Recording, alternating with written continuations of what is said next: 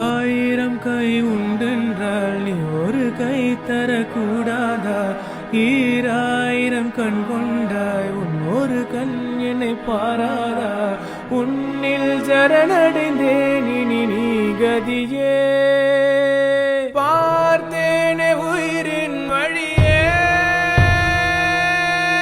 யார் கண்ணும் காணா முகமே.